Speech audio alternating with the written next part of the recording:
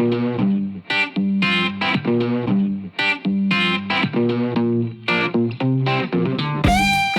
everybody, Dave Clark, aka the Pattern Guy. Hey, today it's been really hectic around the shop. Okay, so there's a few things I got to get going. I'm way behind down at the foundry. So one of the things I got to get going is this Y pipe. Okay, we were doing this the other day.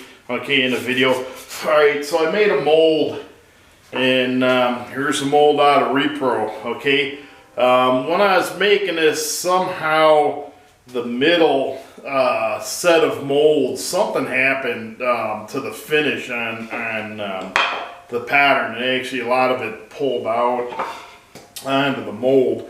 Since these are smaller, I want to make sure as a new customer, I always want to do the best you can anyhow, right? But I went ahead and I cut this middle section out and report them. Okay, so how you do that, Repro is machinable. You can drill it, you can mill it, sand it, all that, but the problem is when you mill it, they use ground glass in this for a filler. So if you use high-speed steel end mill, you'll toast your end mill. I mean, you can do quite a bit of machining on it before that happens. But so what I did, I just took a little Tootsie Roll and a die grinder and just cut it out with a die grinder and a Tootsie Roll on it, okay? And then I just re-poured this, all right? So what I got from there is here's the patterns, okay? So there's the plastic patterns, okay? Right there for this white pipe. So real quick, what I'm gonna do is I'm gonna make what's called a sample casting, okay? You always wanna do samples all the time to present to the customer. A lot of times you'll do a sample, they'll send it to the machine shop, make sure they got enough finish or too much finish or whatever. You can do a little change before you make permanent equipment, all right? So this is gonna be a high production job. So what I wanna do down the road, I wanna put like 30, I think I could fit 32 on a board in my smaller flask. So that's what my goal is, but I don't wanna go ahead and pour 32 of these, take it to the customer, you know, say, hey, here these are, and he's like, you know, I don't like the finish on them, I don't like this, you know, whatever. All right, so what I'm gonna do is I made I just filled these up with Repro. I made three patterns, okay? I'm gonna mount them on a board. This is just like a little temporary thing. Saw the other day when I made that little 5x6 flask, that solid flask. So what I'm gonna do is I'll show you how to, I'm gonna make a little board for that, and then dummy me too. I've got such little room in here, I don't have that much room down the foundry either, but I went up to the foundry last week sometime, and I ended up taking that 5x6 flask up there, and usually when I make a flask, I got a little booklet that I write. You know, I put 5x6, the cope is 3 inches high, the drag's 3 inches high, and then I do my pin centers. For some reason I didn't do that. I'm pretty adamant about doing it usually. So I gotta take a guess. I'm hoping I can figure out the dimensions that I need. But anyhow, I laid this out on a piece of plywood, all right, 5x6, okay, and I believe it was an 8-inch. I try to keep the pin centers, you know, fairly consistent, like on the inch or like 8 inches or 8.5. All right. So what I'm going to do, I'm going to cut this out, sand it out, and then I'm going to show you how to mount these. And we're going to do this a little different since these things are so small. These things are tiny. Okay, you can just see. I mean, there's my pinky. All right. Usually we will put dowel rod through, drill it through the plate and mount them, cope and drag. That way, you know, we know where they're at. They got to match up perfectly, right? You're not going to be able to do that with these things. I mean, even if you put a 1/16 inch dowel through there, it's not gonna, you know, these will end up starting to break is basically what it is, okay? So what I'm gonna do is, I'm just gonna lay out, I'm gonna cut this out and sand it, and then what I'm gonna do, I'm gonna lay these out on the board, just like roughly, and then I'm gonna get my height gauge, and I'm gonna make marks, and then we're just gonna glue these on for now, just to get some samples, and then we'll see how that goes. All right, so I'll show you how to do this. We'll be back, and let me go cut this out and sand it. I'll be back in a minute, all right? Okay guys, I got my mini match plate done, okay? So when I do this, like I tell you, let's, if you get in the habit of doing these, you're gonna make more and more. Get in the habit of standardizing all your like pin centers and everything, okay? So what do I gotta do for this? Usually I put 1 3/8" clearance holes in the ends, and that would be for the 5/8 pins, right? So we're only putting 5/16 pins through these. So I put an 1 hole, that's more than enough. All right, then what I'm gonna do, I really wasn't gonna do that. I was just gonna drill a 5/16 hole and a little bit of slot in here, but I figured, you know what, I'm just gonna do this like I should do it, okay? So I'm gonna grab a piece of steel. This is 1/8 inch thick, all right, by 1 inch wide. All right, I have a stock of this stuff. I'll use inch, 1.25 to 1.5 inch, just hot roll stock. It's very inexpensive. I think I get them in 20-foot lengths. I think I pay 20 or 12 something for 1.5 inch by 1/8 inch piece of hot roll. What I use those for is when I do the cope and drag boxes, when I build that up, the foundry wants steel strip around the top for when they strike them off, they don't, you know, start wearing the edge of the box, okay? Which to me it's kind of fruitless basically, because you know the height of that box isn't anything. I mean it is and it's not, but what it is you know you got so much sand over the top of the metal or the bottom of the metal or whatever. It's going to take years and years and years and years for you to, you know, start striking that or sanding the edge of that off. But that's what the guy wants. So I always have plenty of this stock. Like I said, it's so very inexpensive, okay? So what I'm going to do, since this is the first time I'm doing this for one thing, for the smaller solid flasks, what I'm going to do is I'm going to use an 1 inch wide. I usually use 1.5 inch or 1.25 inch. I think 1.25 inch. Okay, I'm going to use the 1 inch. All right. The bigger ones I cut 6 inches long. All right, make sure I got the center, and then I drill the holes the same every time. That way, you know, I can't make thousands of these, and I already have a lot of patterns and a lot of match plates, right? So I, you know, pretty much take these off every time. I got a few dozen of these, but what I do is I take them off, and then when I put them back on, I still got the same drill holes, okay? I can do it, you know, so standardize everything. Standardize stuff as much as you can. All right, so I'm gonna cut these to 3 inches, all right? I'm going to put my hole in there, and then we'll figure out where we're going to, I'll probably come in 1/2 inch from the end, and that'll be my standard guide for the smaller flask, okay? If you have enough stock in there, what you can do is you can make a pattern for one of these, put your drill holes in there, and then when you're laying them out, you can drill them out, you know, or you just lay them out every time, okay? Either way, this one I'm just going to lay them out. I'm not making a pattern for it right now. Okay, so I'm going to do that, and then I'll be back. I'll show you what we're doing this, and then we'll start laying this out. One of those things too, like I told you, I'll tell you everything in that.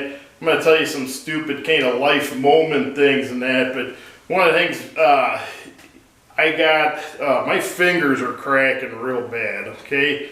And it happens because, you know, we work with wood, all right?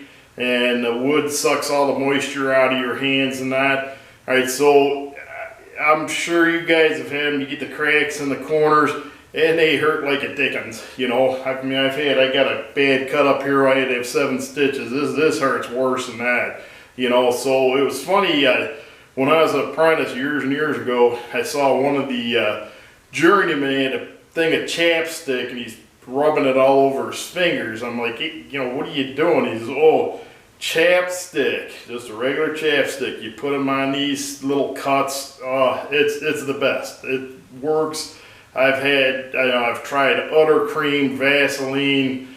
I've tried everything. Little thing of chapstick does the thing. So you get the little cracks in your fingers, do the chapstick thing, man. All right, so just a little life lesson thing, okay? I'm gonna go ahead and do this. I'll be right back, okay? Okay, guys.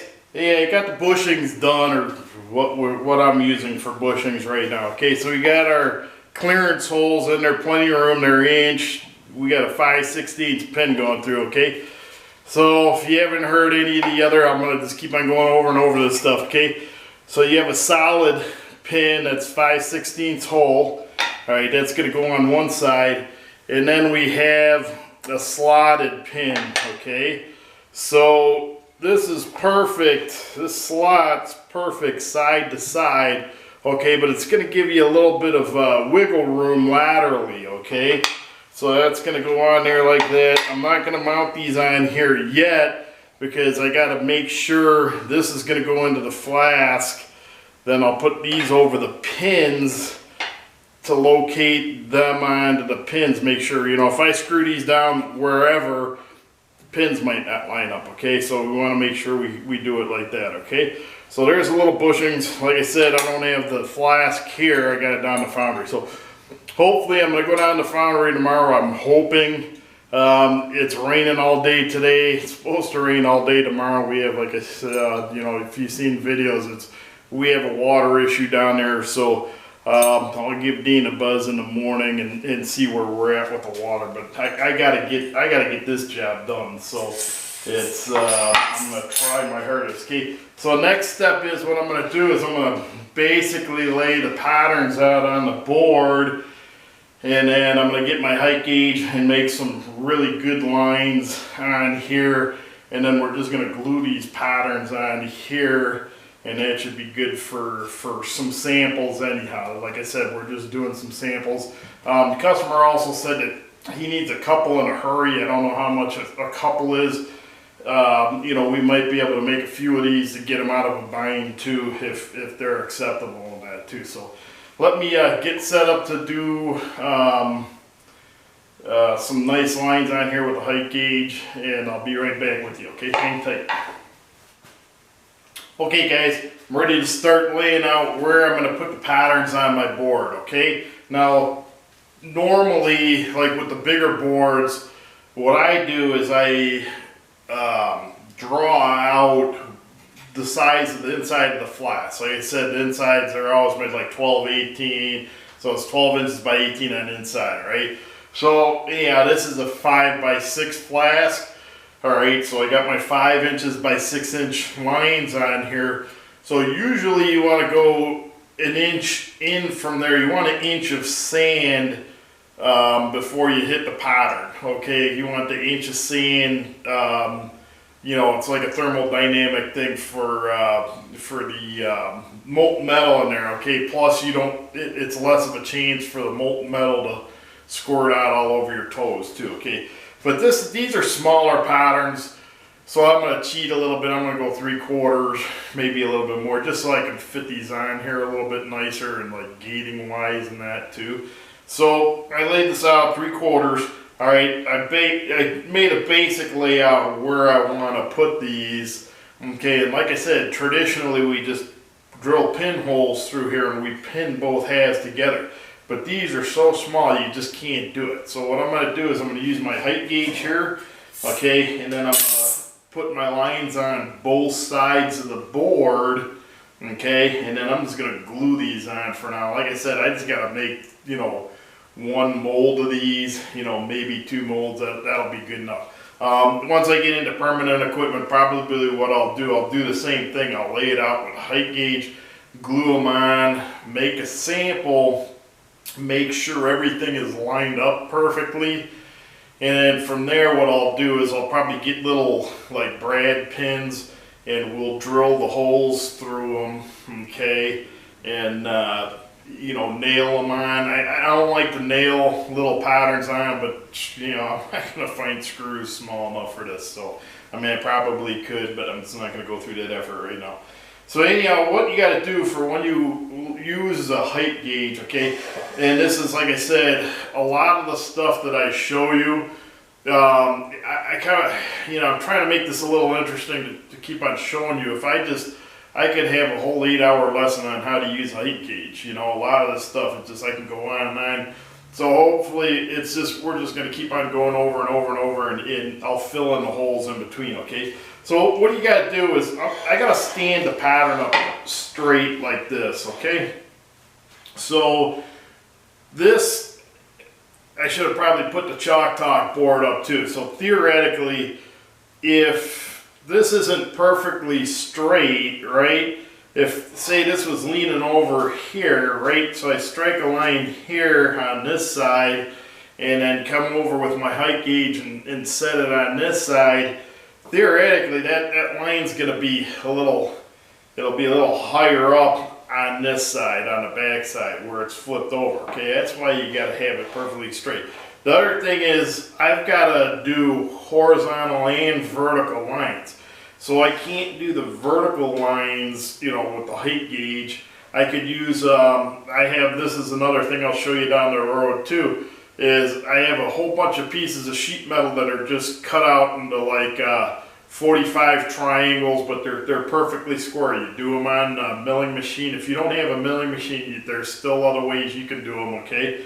So you could do it that way. What I did was, when I sanded this board, okay, I made sure that this is perfectly square, right? It's right on, okay? So all I have to do is I'll do the horizontal lines, and then I'll turn it over and do the vertical lines. So I'll be set with that, okay? So that's another thing when you're making your own boards, make them perfectly square. Down the road you might have to, you know, measure this out.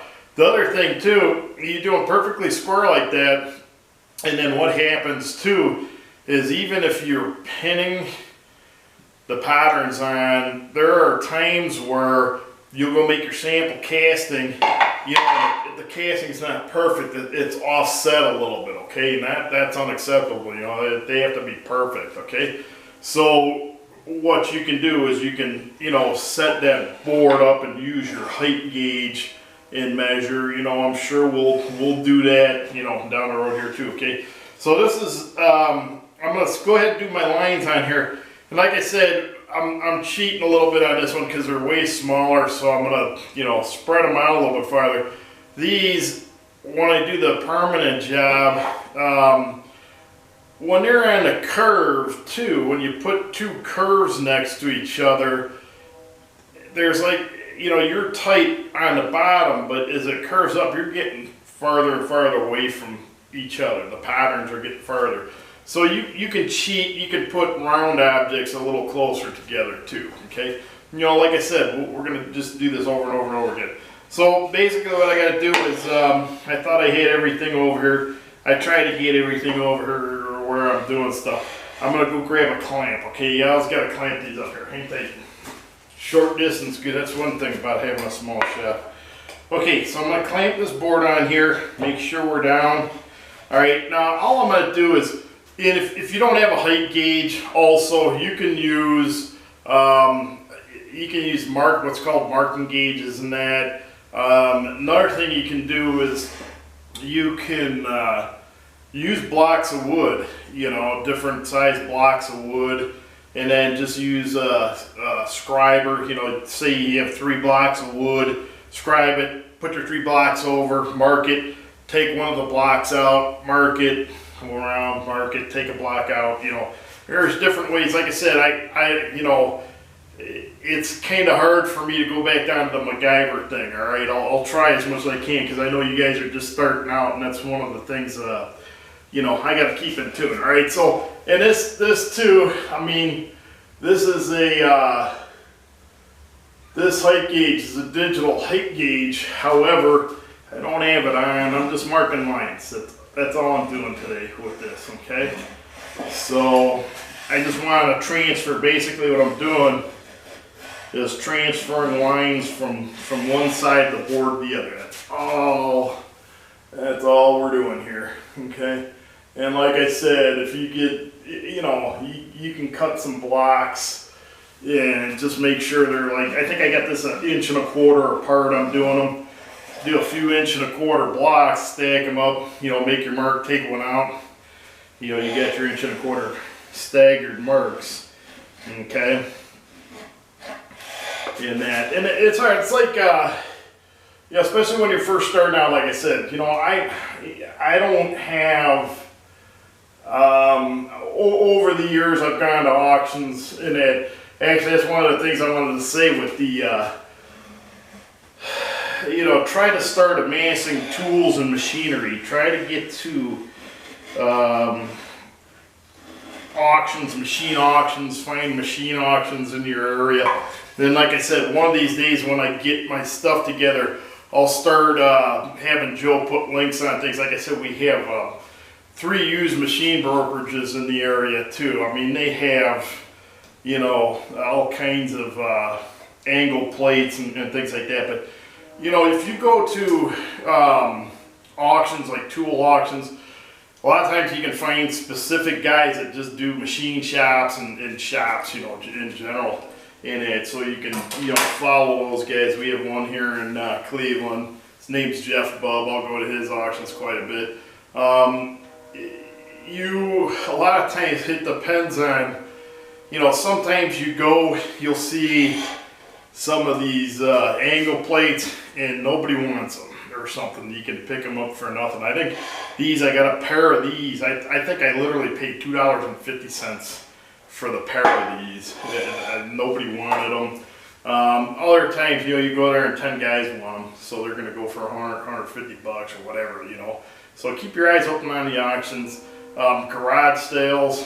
If I see listing of garage sales in the area, I see tools, I'm there, I'll see what tools. A lot of times it's kind of doesn't help tools, not the kind of tools I'm looking for, but start looking for that kind of stuff, okay?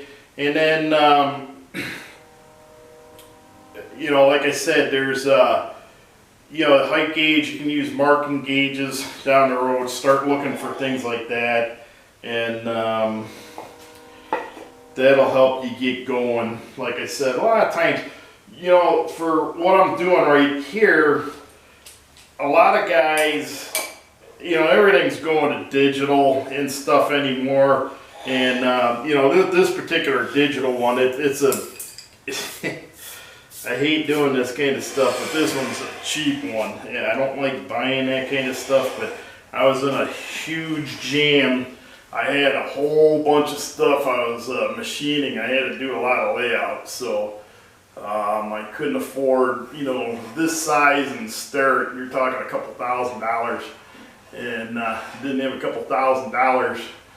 So I just grabbed this one, and it's I mean, for the money, it's really good. It really is. It's a pretty nice little tool. Like I said, I really don't usually like to get it, but for doing what I'm doing right here, just a regular vernier height gauge, without the dial or digits on them, I tell you, that's all you need. You can just use it as like a height gauge, okay? So I got my lines on here.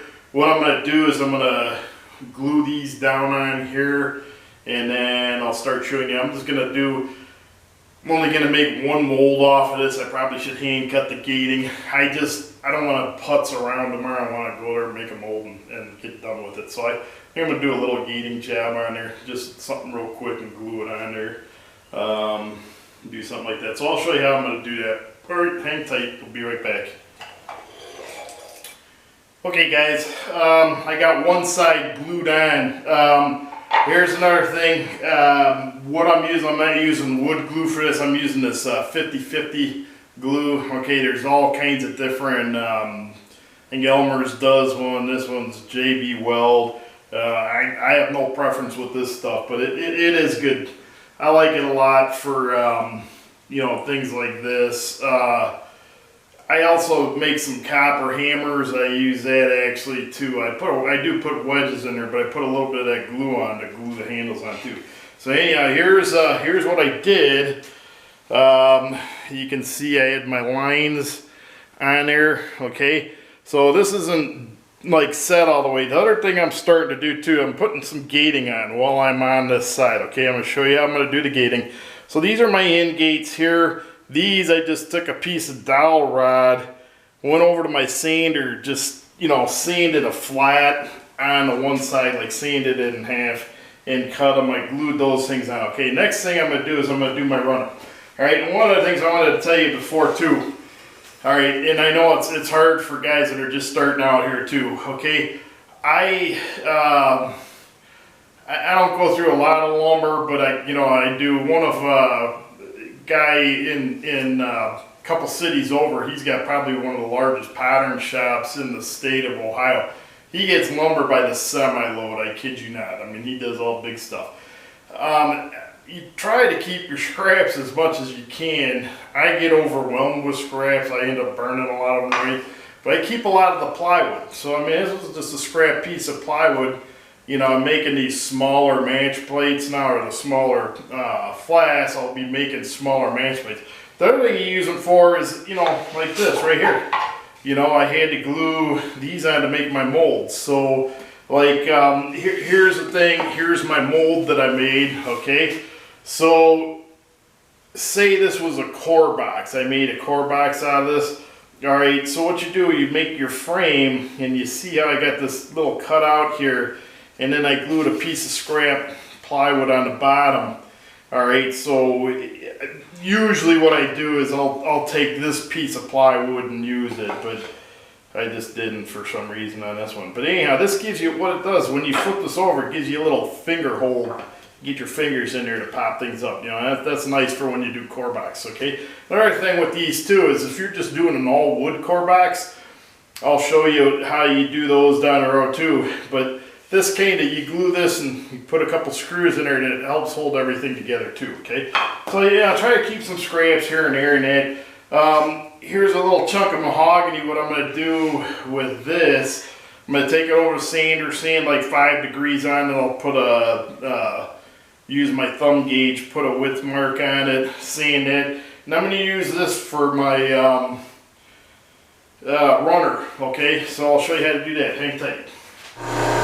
Okay, I'm gonna crank this up to 5 degrees.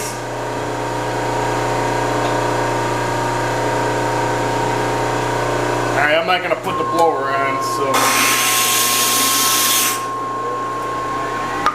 Get a 5 degree mark. And what I'm gonna do, I'm gonna put my width, cut it, and we should be good. Hang tight. Okay guys, before I cut the other side, I gotta cut the height, so I got the square edge, okay? So I squared the table up. I'm gonna cut my top edge real quick. Okay, now I'm gonna go put my width mark on there. We'll put it 5 degrees again, we should be good. Okay, I got my width line on. I'm gonna set up the 5 degrees again.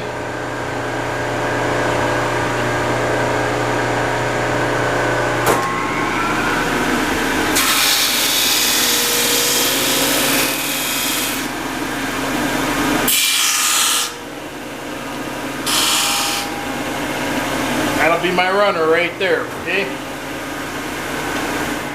Okay, I'm gonna glue this on in a minute. Here's my runner, okay? And one of the things, this is kind of way oversized, okay? But what I'm gonna do is I'm gonna use this runner as a riser, okay? Instead of putting like an individual riser coming through the top. So this is actually gonna act as a riser too, I hope. We'll see how it goes tomorrow. But one other thing I gotta do here, I gotta make a sprue bowl, okay? So I got another little piece of mahogany. Let me just zap that out real quick and then we'll be back with you again here. Okay everybody, here I already have these glued on, like I said. Got my end gates. I made a sprue bowl. Okay, now how I do the sprue bowl, I got my runner, okay?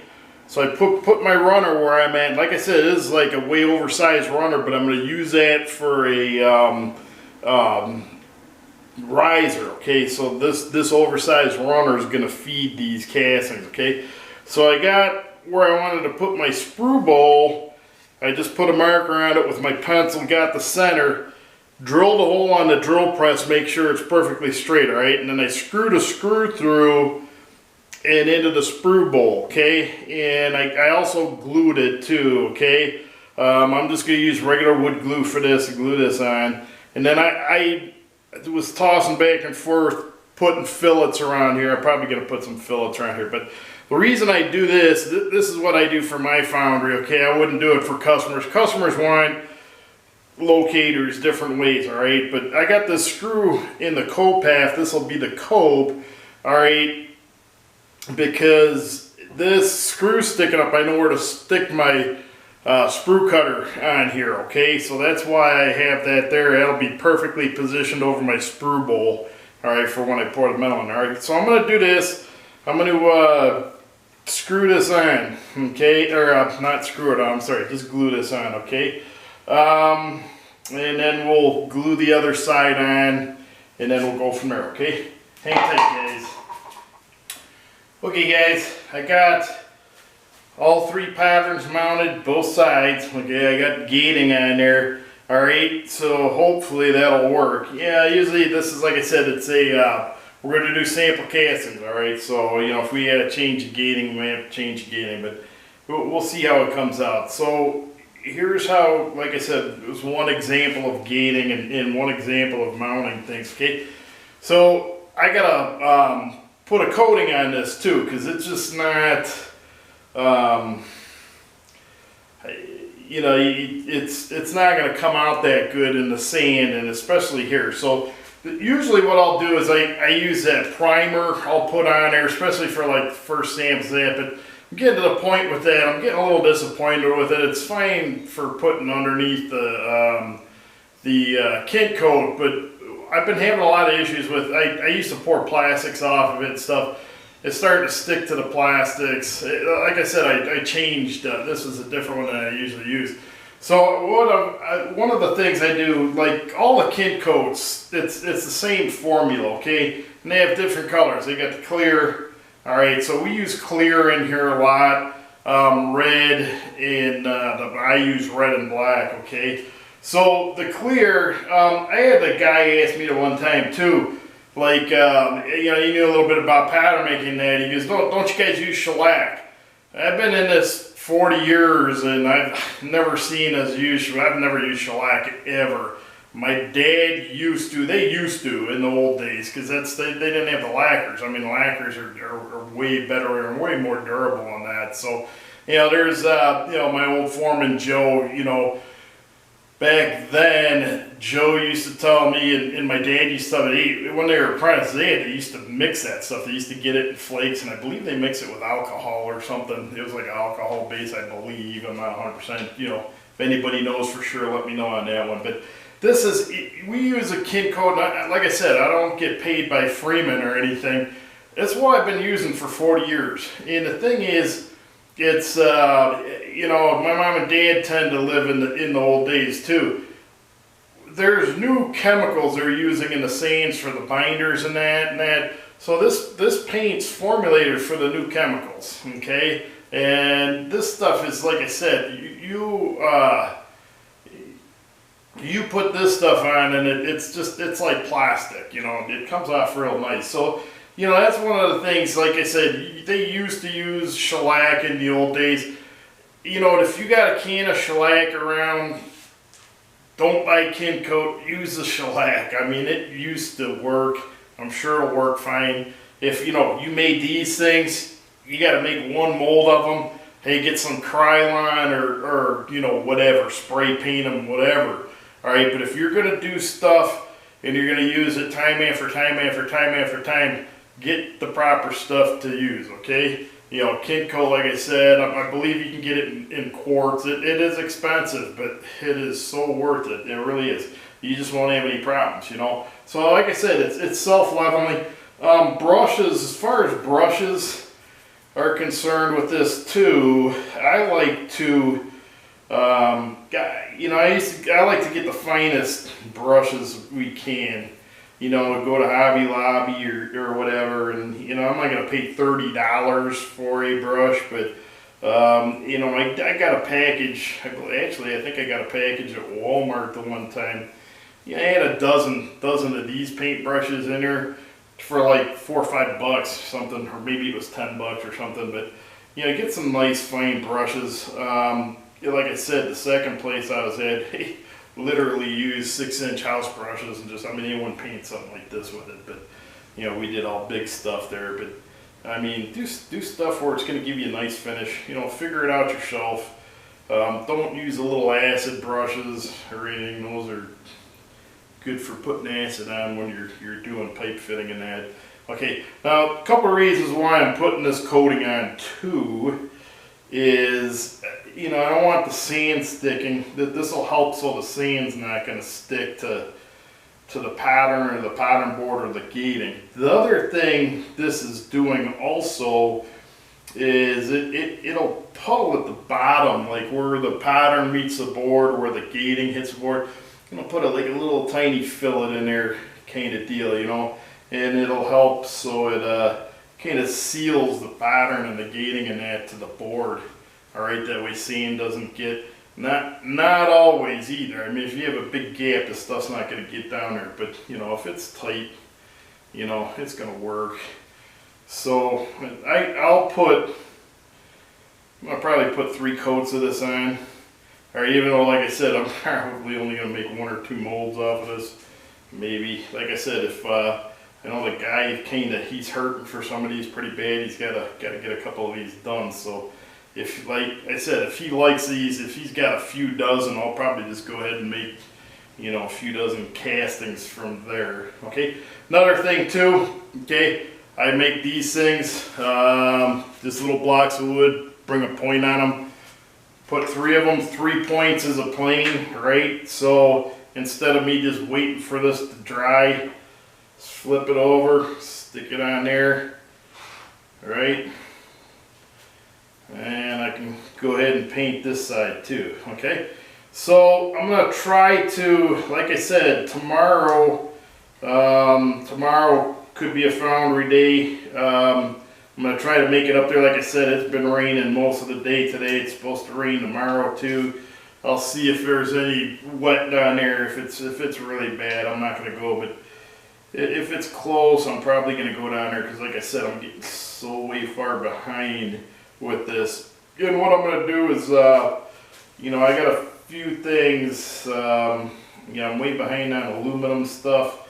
So what I'm going to do, I'll probably do a couple aluminum molds, pour some aluminum, and then from there I'll make a mold of these.